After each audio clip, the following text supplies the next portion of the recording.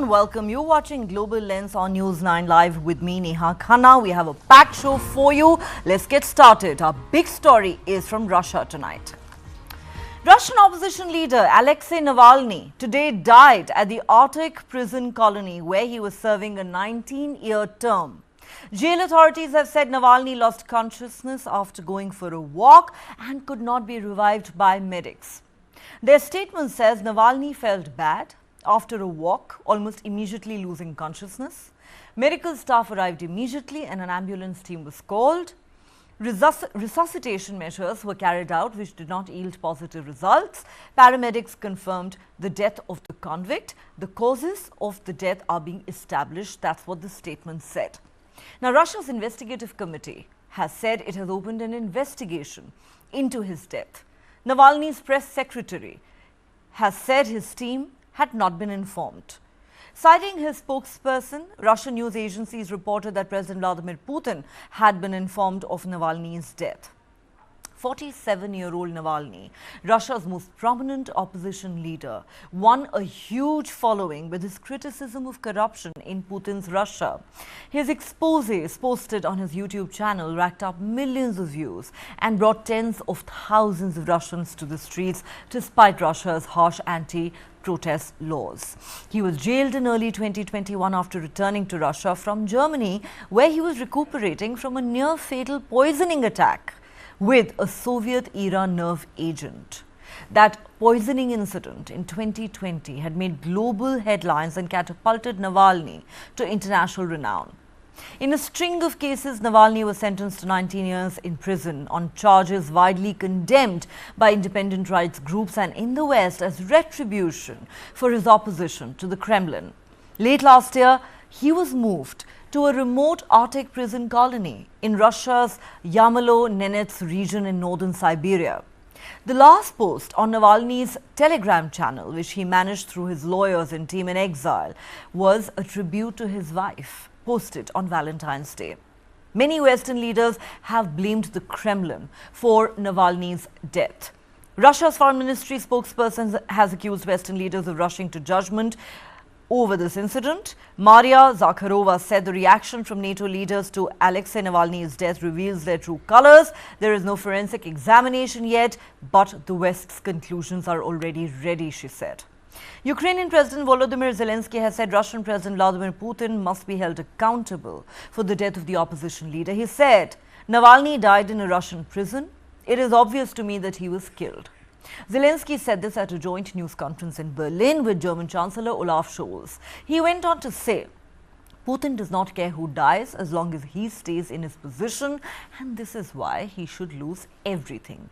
This is why he should lose the war and he should be held accountable for the crimes that were committed on his behalf, like thousands of others who've been tortured to death because of this single Russian leader. European leaders have paid tribute to Alexei Navalny. German Chancellor Olaf Scholz said Navalny paid for his courage with his life and that this was a terrible sign of how Russia had changed in recent years. President of the European Council, Charles Michel, wrote, Alexei Navalny fought for the values of freedom and democracy. For the sake of his ideals, he made the ultimate sacrifice. I extend my deepest condolences to his family and to those who fight for democracy around the world in the darkest conditions. Fighters die, but the fight for freedom never ends. President of the EU Commission, Ursula von der Leyen, said she was deeply disturbed and saddened by news of the death of Navalny. She wrote, Putin fears nothing more than dissent from his own people, a grim reminder of what Putin and his regime are all about. Let's unite in our fight to safeguard the freedom and safety of those who dare to stand up against autocracy. We have just learned, as Mr. Chancellor has just said, that Alexei Navalny has died in a Russian prison. Obviously, he was killed by Putin, like thousands of others who have been tormented, tortured because of this one person. Putin doesn't care who dies as long as he retains his position. And that is why he must not keep anything.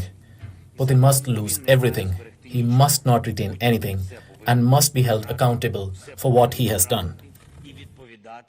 За скоєне. I am deeply saddened and concerned about the reports coming from Russia that Alexei Navalny is dead. All the facts has to be established, and Russia has serious questions to answer. Alexei Navalny has been a strong voice for freedom, for democracy for many years, and NATO and NATO allies have called for his immediate release for a long time. And today my thoughts go to his family and his loved ones, and we remain committed to support everyone that believes in democracy and freedom, as Alexei Navalny has done for so many years. Sorry, I can do. Causes of the death of Navalny? We don't have any information now. That's the reason why it is important to have all facts established, and why Russia has some very serious questions to answer. What we have seen is that Russia has become a more and more authoritarian power, that they have used oppression against opposition for many years. And of course, he was in jail, he was a prisoner, and that makes it extremely important that Russia now answer all the questions that will be asked about the cause of the death. This is a story that is making global headlines, and reactions continue to pour in from all corners of the world. To discuss this, I'm joined by Ambassador S.R. Tayal, former Indian diplomat. Ambassador Tayal, welcome to Global Lens. Your thoughts on this massive development? It has been breaking news all over the world this entire evening. The most renowned Putin critic, an opponent who was serving a 19-year jail term and had in the middle even sort of disappeared for, from his earlier prison, and then it was found that he'd been taken to some remote corner of northern Siberia. This is the same man who had even survived a poisoning attack back in 2020 with a Soviet-era nerve agent. He was targeted. And now comes the news that at the age of 47, he has died in a Russian jail. What are your first thoughts on this? Because we've seen the kind of reactions that have come in from the West, from Zelensky. Some have been very direct, others have insinuated that they all believe that the Kremlin is behind this. Obviously, when your report has clarified, and if we see the history of Mr. Navalny's political career, he was an opponent of President Putin, and he was designated as an anti-national.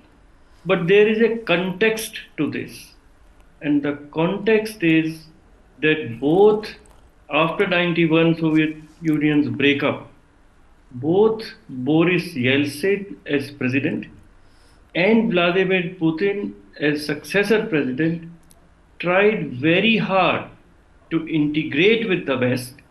In fact, President Putin even offered that he would join NATO.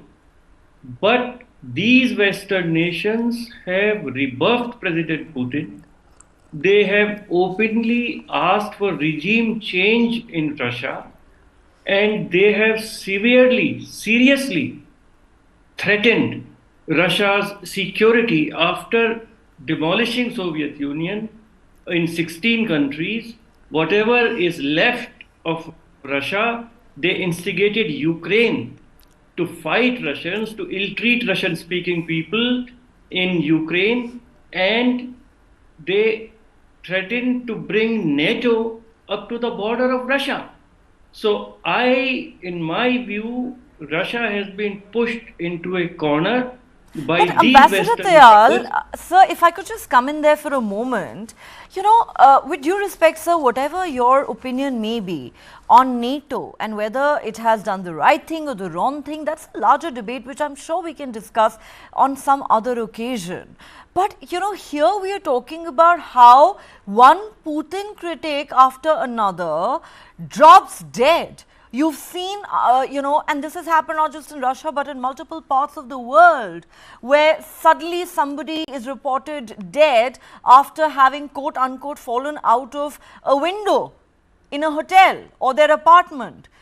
This man, Alexei Navalny, who we are talking about today, and let's not really talk about the West or NATO here. Yes, they have given their reactions, but my point is, NATO politics aside, what about the fact that this man had a target painted on his back, and today very few people are willing to believe that he has died a natural death? What does that say about the regime that Putin has run for the last 25 years? There are so many questions being asked about what kind of an election Russia is going to hold next month. There is supposedly a presidential election. I don't know if anybody can dare even contest against Vladimir Putin. We all know that he's coming back to power for at least another 6 years. President Putin himself comes from a security background. He was a KGB officer all through his life. And under his leadership, Russia has become a security-obsessed state.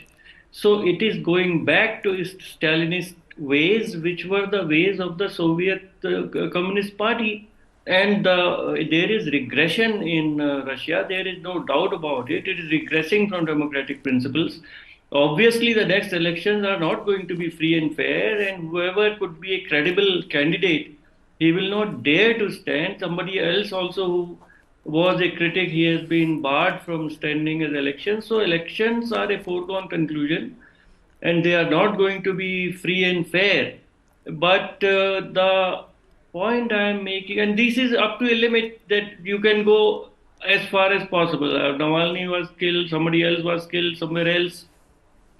Now, so this is all symptoms, manifestations of a security-obsessed state which is regressing from democratic principles, and that is very obvious. But one has to find solutions. You see, the way the world is moving, there is more and more distrust, there is more and more power, might is right. Whether Russia attacks Ukraine or Israel goes and almost genocide it commits in Gaza. So the world is on a very different track. People are not talking to each other. There is no dialogue between America and Russia. So in all that, of course, it is very tragic that such a brave fighter for democracy has passed away under such obviously tragic circumstances. And Russian state is obviously culpable. Yes. When he was in poor health, he was sent to Arctic. And earlier one used to hear of gulags and gulag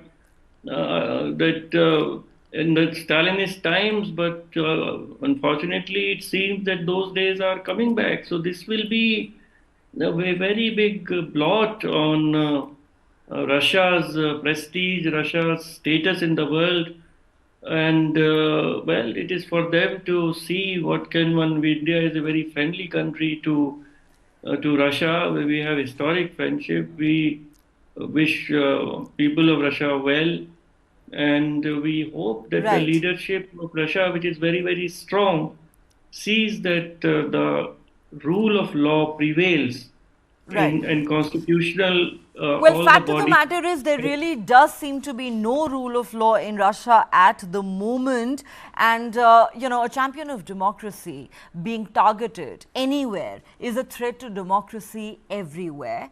Yes, we are witnessing an alarming rise of authoritarianism in many parts of the world. The democratic backsliding is truly worrying, and what's happened today in Russia is not just a blot on Russia and on Putin's track record, even going by the fact that he has always been a despot, but really a lot of questions that arise about where democracy is headed in many different parts of the world. Okay, I need to take a quick break at this point, but we'll be back with a lot more on the other side. Our next story is also from Russia. You don't want to miss this one. From fragile 5 to top 5, from a laggard to a leader, India under Modi has reimagined the world order.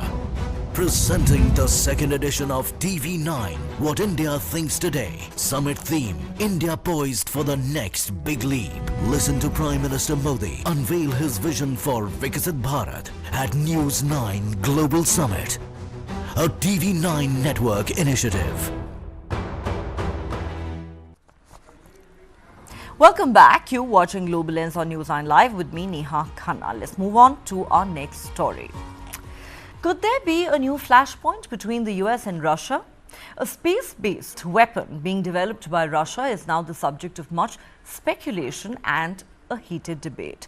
US intelligence believes what Russia is developing is more likely a nuclear-powered device to blind, jam or fry the electronics inside satellites than an explosive nuclear warhead to shoot them down. That's what analysts have said. This fresh intelligence came to light on Wednesday after Representative Mike Turner, Republican chair of the US House of Representatives Intelligence Committee, issued an unusual statement warning of a serious national security threat. Sources say Washington has new intelligence related to Russian nuclear capabilities and attempts to develop a space-based weapon, but that the new Russian capabilities do not pose an urgent threat to the United States. US Secretary of State Antony Blinken has echoed this view, saying this is not an active capability.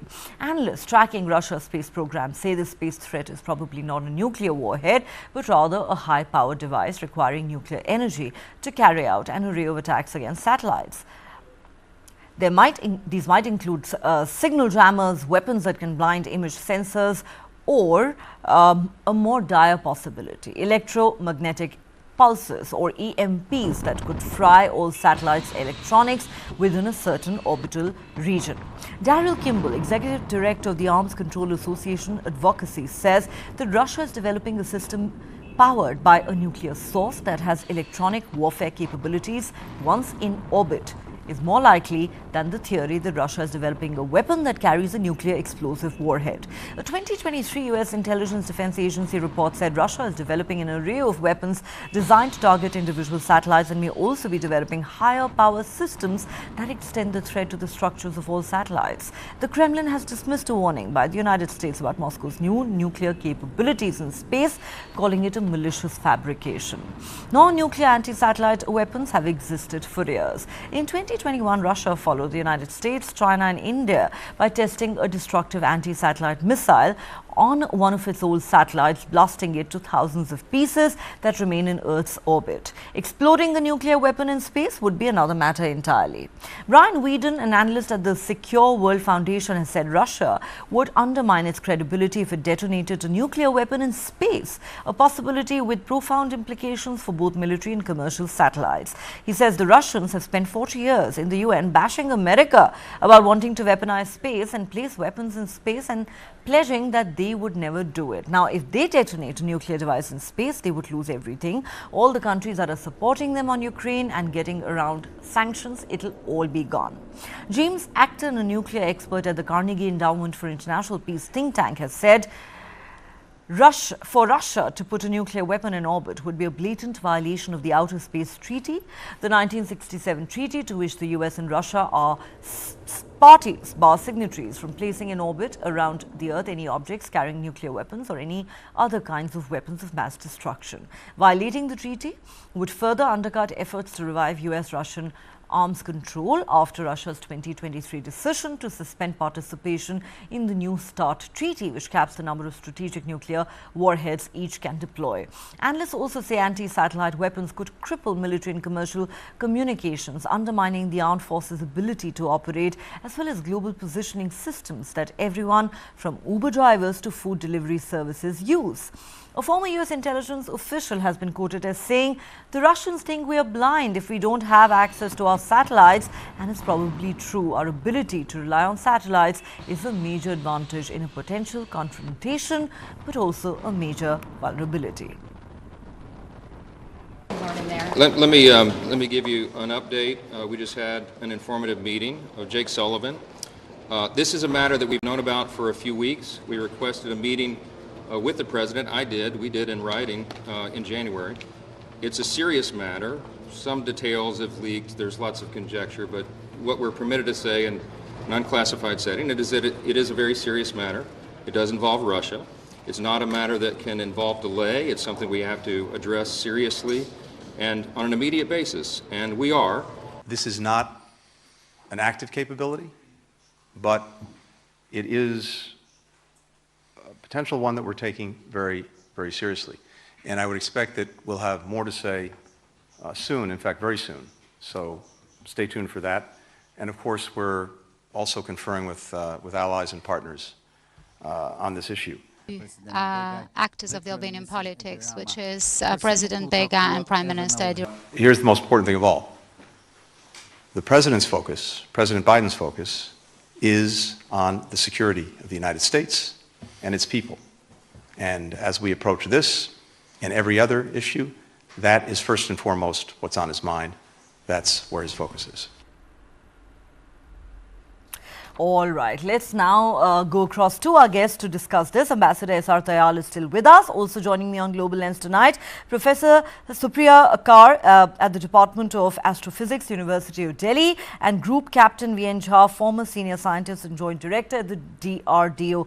Thanks to all of you for joining me. Group Captain V.N. Jha, what do you make of all this speculation and the excitement and the talk of, a new threat emerging from Russia? Could Russia be in the process of developing a space-based nuclear weapon? Well, very good evening, Neha. You have already pointed out that there is a treaty, and as far as I understand, there is a UN-based treaty that space arming is right now banned. It is not permitted.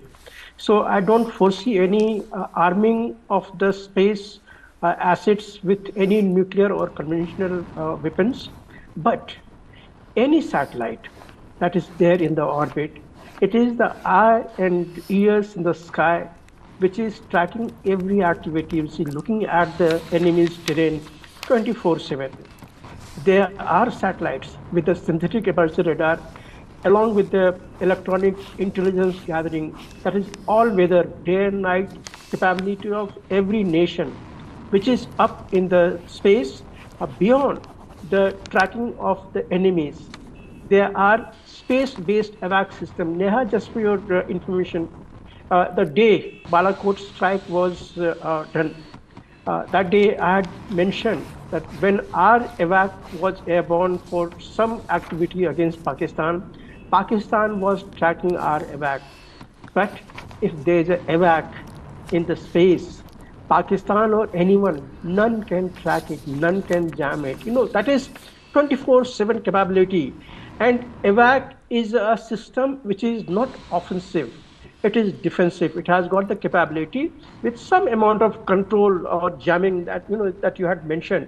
All those things are there in the AVACs. So if there is an AVAC, you will be surprised what Russia is developing now.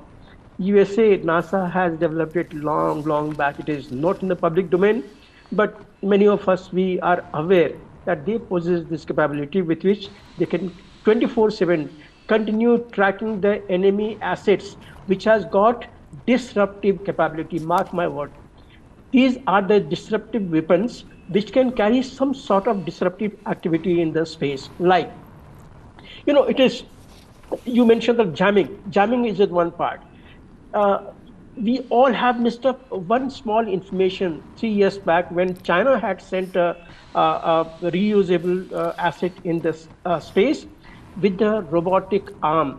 Now that robotic arm was the giant arm which can trap the satellite, capture it, take it within and come back to the earth. Those sort of disruptions are possible.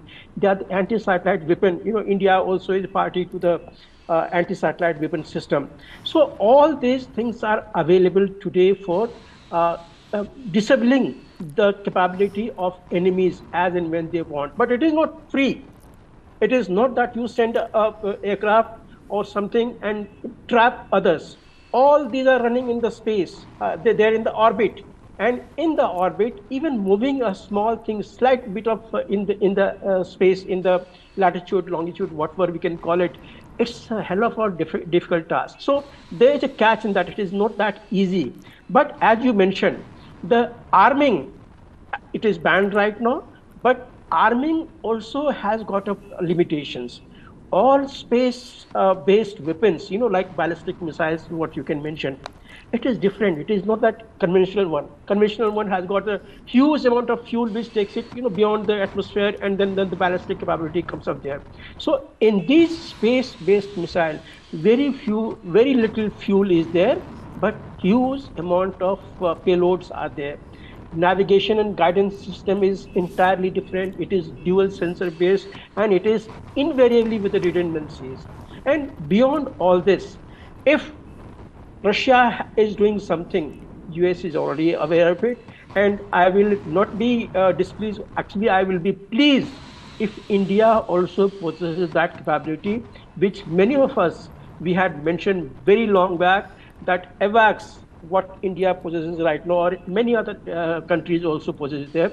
If that AWAC is in the space in form of a satellite, a global communication, tributaries of satellites, that will be the day when India can reasonably be satisfied that no one will dare to attack its weapon, because the others also will be vulnerable to it. So there is a lot of hue and cry.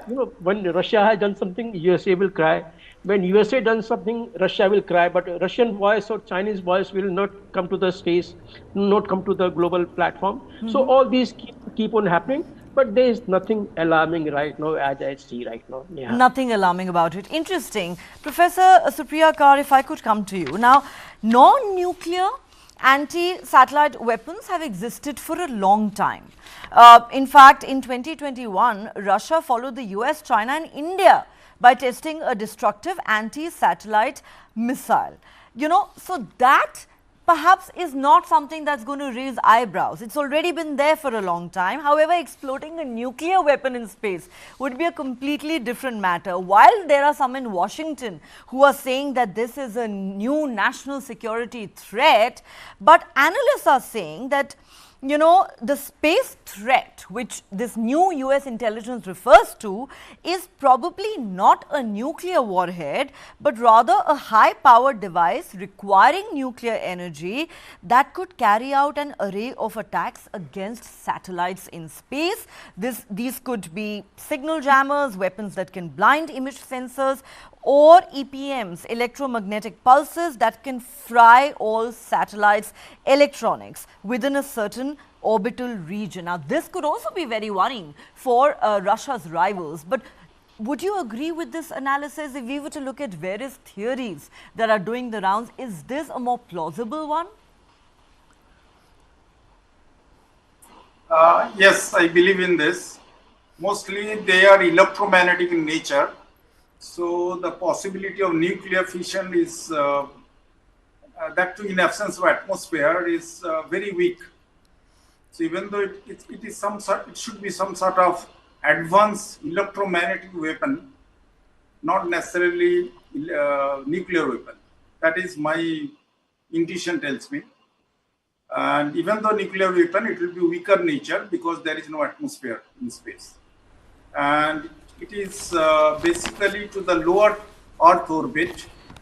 The satellites in the lower Earth orbits are more vulnerable. So danger is there, and these are all speculation, intelligence speculations. We should be aware of it, and we should act towards it. But there are two consequences: long term and short term. The long term is very dangerous, but short term I don't see any danger. It will only destroy the electronic equipments, maybe increase the temperature, and environment will change. So functionality will be disruptive, and so on. I believe so. So, all right, and not a short-term threat, but in the long term, it could be dangerous. This is something we will look at in greater detail, but on the other side of a very quick break. Don't go anywhere.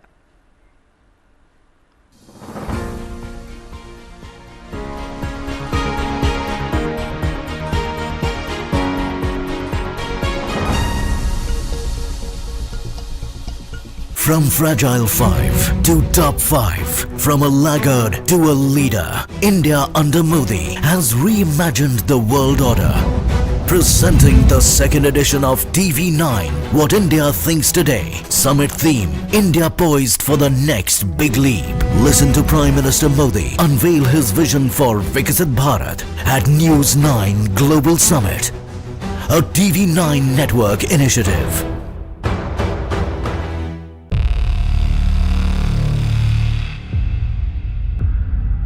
वर्ष 2070 तक Bharat net zero का लक्ष्य हासिल करेगा. There's certainly a wall of capital coming into the clean tech, climate tech space, not just in India but across the world.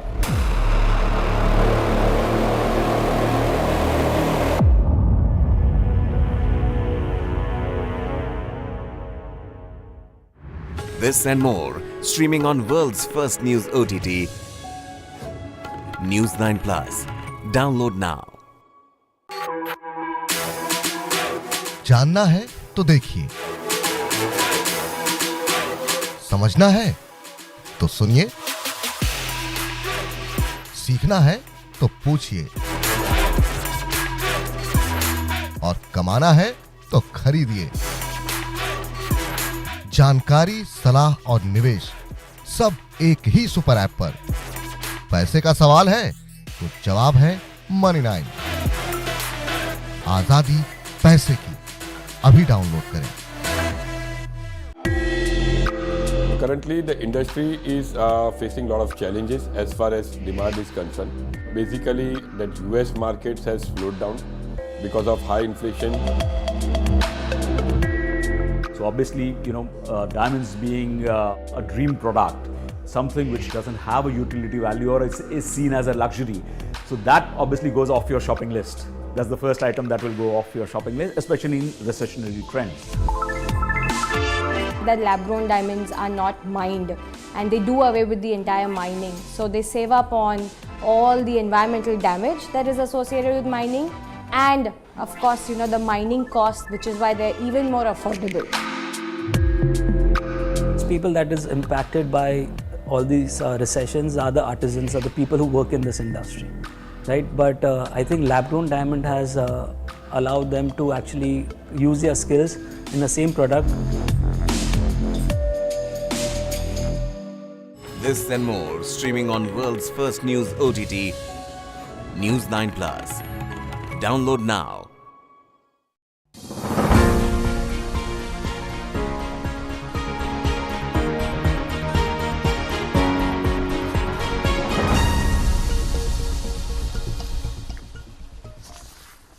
Welcome back. You're watching Global Lens on News 9 Live with me, Neha Khanna. Let me now go across to Ambassador S.R. Tayal. Ambassador Tayal, do you believe that there's any credence or merit in, some of the reports that are doing the rounds now in Washington, D.C., that Russia may be developing a space-based nuclear weapon?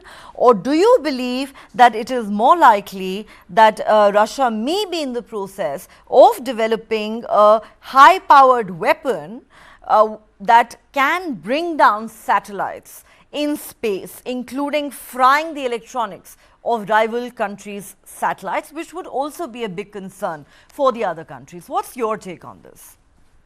Clearly, the future wars will be based more and more on technology. We have seen drones being used in Ukraine. Israel has used fighting robots in Gaza.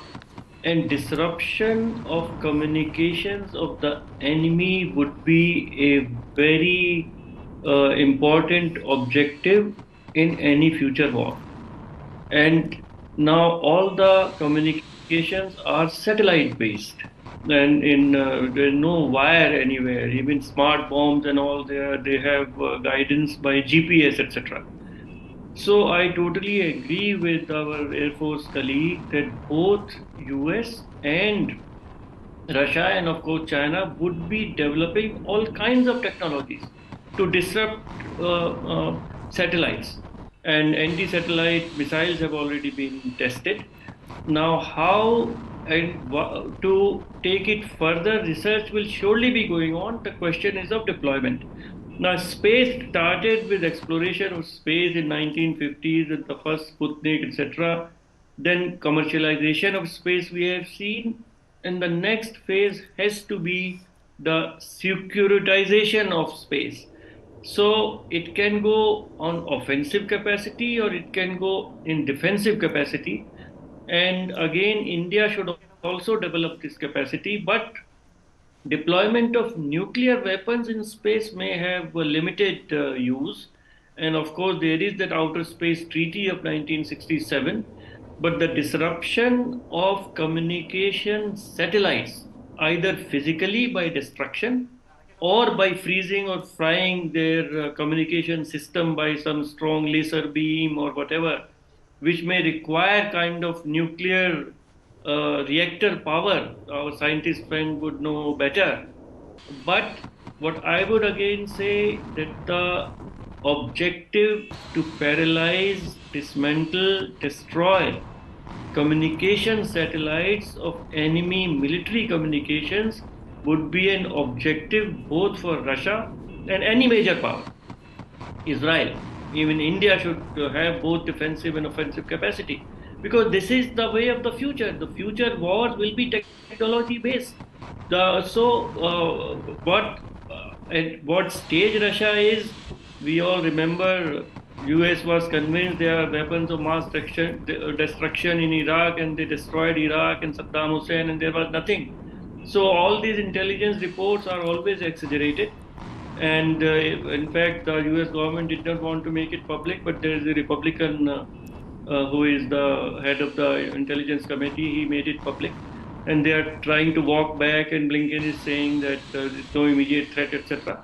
So I would say this is all part of research and development, and all major countries, including US, China, and Russia, and hopefully us also, should be and would be involved in this technology.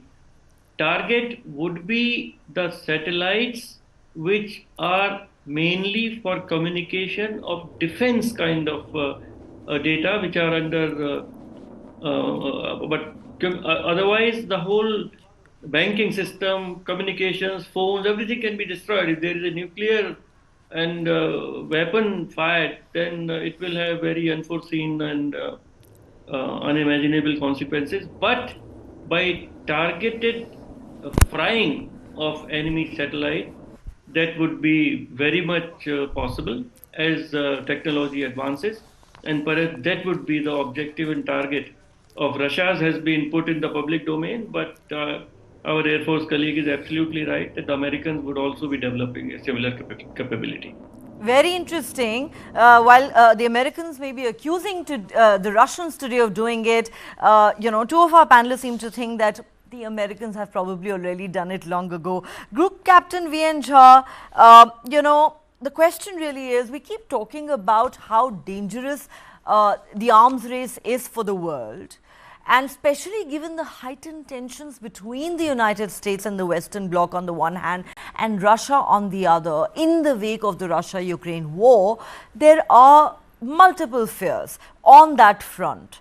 But when we talk about the arms race, when we talk about nuclear weapons, and also the fact that frankly somebody like Putin has sort of dangled the nuclear threat multiple times since he invaded Ukraine. But now do you believe that this arms race could, or nuclear arms race could assume a whole new and far more dangerous dimension by reaching another realm altogether, space? Yeah, frankly, Russia has got a limitation. If Russia has to retaliate US action or NATO action, there are numerous countries, all NATO countries, practically all 30, 31 of them, will be a deterrent for any of the ballistic missile or the other kinds of nuclear missiles to go towards America. Now, anything ballistic nature, usually it is the ballistic which will go to USA to strike on the territories. If they have to go, they have to be absolutely perfect, non-touchable, Now, if that sort of capability is required, where you have got many hurdles, the NATO countries are there on your western side, I'm talking about Russia, then possibly they may be thinking that in the coming days, they could possess a similar capability, similar reusable vehicle or the space station, which is already equipped with the weapons, maybe mass destruction, maybe some limited capability, but that sort of weapon could be there in the those space stations, dedicated space stations. This is not the normal scientific space station that we are talking of. These nuclear weapons could be only in those installations, but there is a problem here. Because when you put the nuclear weapon in those space stations or the reusable vehicle, now that will continue orbiting and you don't know when you are going to use it there. Either you could be like China, that you launch a reusable vehicle, carry out the strike from the space assets, from the space platform, and come back. Or if you have to maintain it there, then I was trying to tell you that there is a chain of satellites which has to gather the global intelligence in the sky. And if I may just explain to your viewers, any of the satellite in the orbit, they have usually 60 degree of the tilt on the other side. Usually they gather 60 degrees. So if you want to cover the 360 degree, you have to have 6 satellites. That is the least of the satellite in the constellation plus 1 master satellite. But if you want to have it in the 3D, then there has to be 36 satellite plus 1 master satellite to continue gathering intelligence and feeding you the intelligence, giving you the basis of the countermeasures. All these things will continue happening. So it's not that easy. And I had indicated you that when you want to launch such nuclear missions from your space platform, you have to look for a very, very thin, delicate pinhole size of the time schedule wherein you can launch it to be hitting the ground on the precision. Otherwise, it will not. Again, I mentioned to you, suppose if the satellite is here from where you want to launch it, from here you can launch it here, you can launch somewhere here or there. But if you have to launch on the other side, it has to go all around. Satellite, usually those nuclear capability missiles don't have that much of fuel to go around. Then it defeats all purposes. So there are limitations. There are very specific window period when space weapons could be launched onto a target. But right now, as our colleagues also have mentioned, within the United Nations framework and the outer space prevention of the weaponization, it will not be done. But as and when such treaties are broken, then these are the possibilities. One more last thing. Nuclear weapons will usually not explode in the space because there is no oxygen there. It has to carry all those liquid oxygen for it to make to explode. But what neutron, high energy gamma rays, they come out of the explosion. That is what is going to cause drastic disruption of the nearby satellites. So it is a possibility. It is slightly different from the ASAT that we have tried in the mission Shakti or other nations have tried. So there is a bit of problem, but then all these are the future capabilities every nation, capable nation, would like to possess.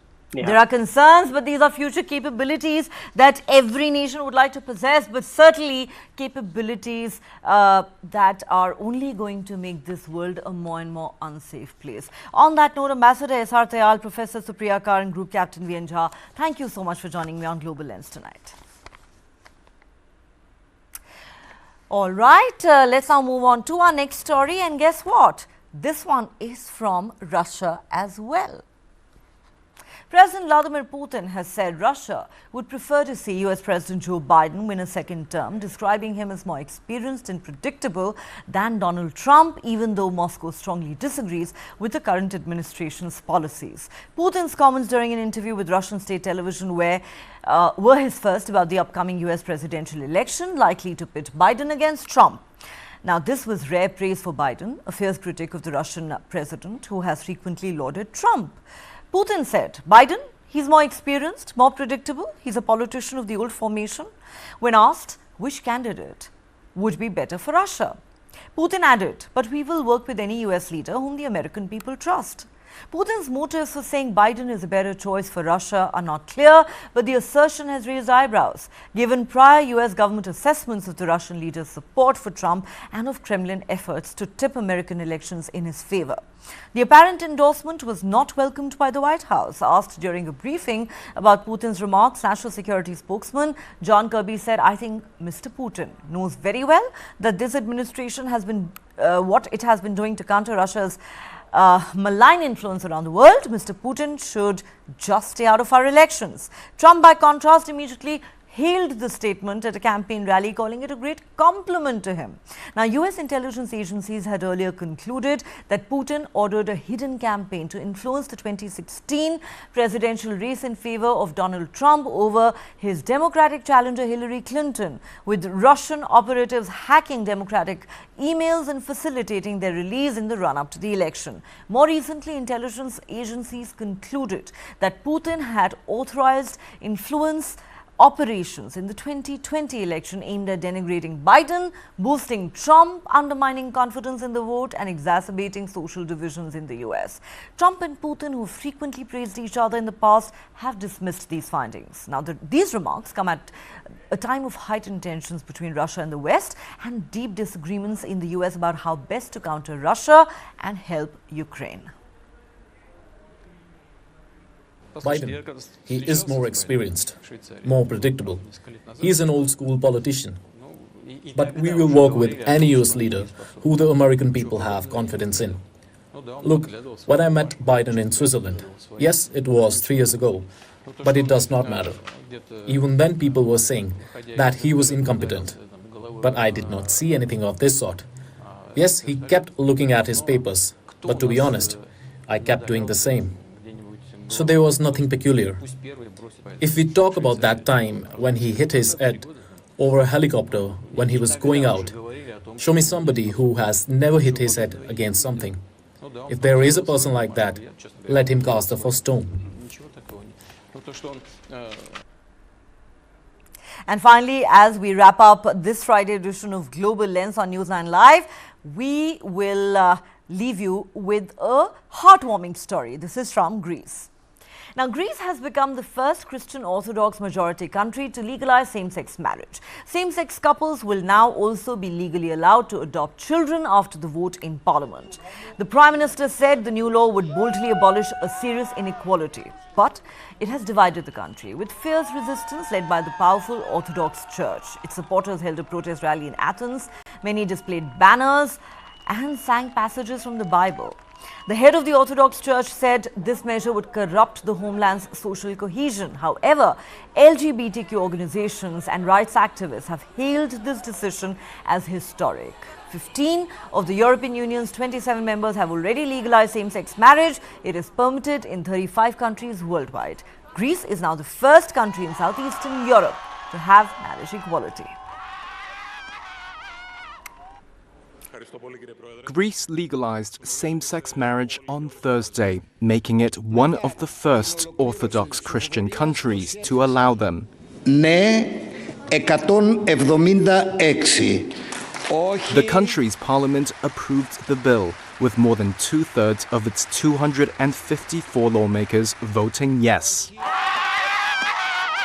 On the streets of Athens, supporters of the bill celebrated as the landmark vote passed, finally giving same-sex couples the right to marry and right to adopt children, coming after decades of campaigning by LGBTQ groups.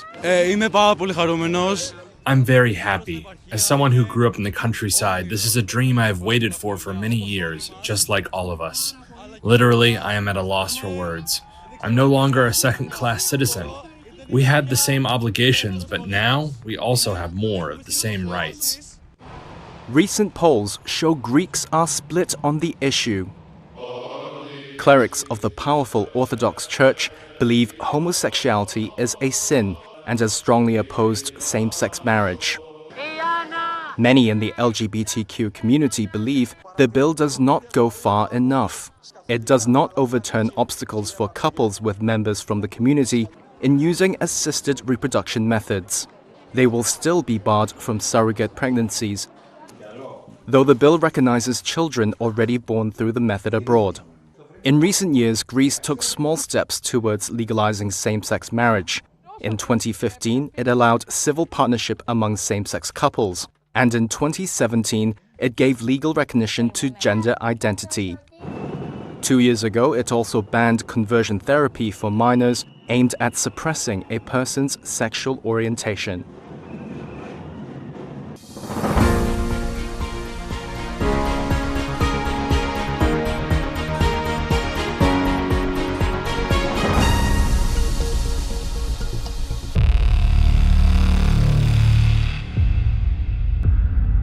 वर्ष 2070 तक Bharat net zero का लक्ष्य हासिल करेगा. There is certainly a wall of capital coming into the clean tech, climate tech space, not just in India but across the world.